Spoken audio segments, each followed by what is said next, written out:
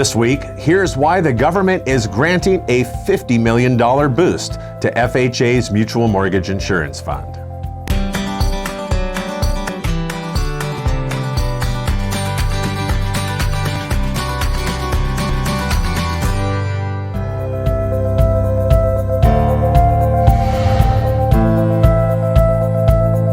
Welcome back to the Industry Leader Update. The White House budget submitted to Congress in June signaled a strong performance of the home equity conversion mortgage program. HUD's summary of loan levels predicted the HECM portion of FHA's portfolio was expected to generate a negative credit subsidy of negative 2.54% in fiscal year 2022. Translated, that means its expected incoming receipts will exceed claims paid that year. According to a June report in Reverse Mortgage Daily, fiscal year 2021, which we just concluded, is also expected to generate a negative subsidy of negative 2.39%. Before we continue, I want to take a moment to welcome the sponsor of the show, Nationwide Equities. You can thank them by clicking on their banner on this page to get your custom loan quote from Nationwide's Scenario Desk. Now back to our story.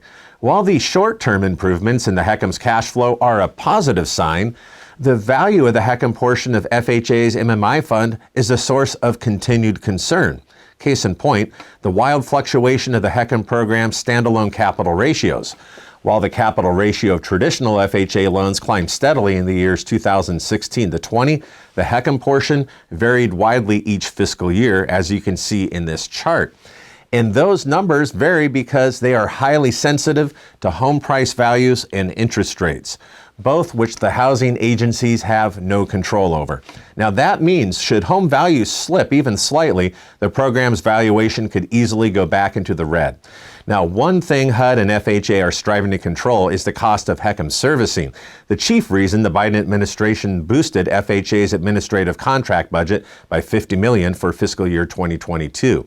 In its budget review, HUD states the primary cause of the increase is the growing expense of servicing the Secretary-held HECM portfolio. A portfolio the agency says is growing while being challenged with COVID-19 and natural disaster claims. The servicing of HECM loans has long been an area of concern and dispute among industry participants. One of the challenges is that HECMs are not assigned to FHA's service contractor until the loan balance reaches 98% of the MCA. Another sticking point is the question of how efficiently FHA's HECM loan servicer is dealing with property vacancies and the sale of homes to recoup expenses. In July 2018, then FHA Commissioner Brian Montgomery, in a media call, pointed to a potential source of HECM losses. We are digging deep in the portfolio to find out if the problem is in the front end or the back end. My sense is that it's more on the back end in terms of the losses we are experiencing. He also added, looking at the back end of the process once the loans are assigned to HUD is the area we are focused on. I am not sure further principal limit cuts are going to fix that problem. Now, proposals to fix the back-end problems range from contracting with a new servicer for HECM loans, expanding a new cash for keys program for the HECM for exiting homeowners, and then allowing the existing servicer of HECMs not an assignment to continue servicing the loan after it reaches 98% of the original max claim amount.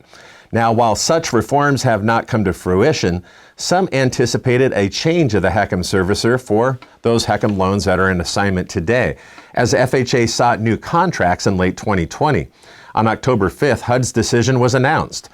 Novad Management Consulting will remain responsible for servicing assigned Secretary-held home equity conversion mortgages and HECM subordinate mortgages, said HUD in a statement. By the way, Novad has served as FHA and HUD's HECM servicer since 2014. While some argued for a new servicer to help address increasing expenses, others, like the former HUD Deputy Secretary Brian Montgomery, argued that keeping the existing servicer may ultimately reduce the costs for the program. What are your thoughts on HUD's decision to retain Novad for loans in assignment? Leave your comments below. Also, I'd kindly ask you to share today's episode on your LinkedIn, Facebook, and Twitter profiles.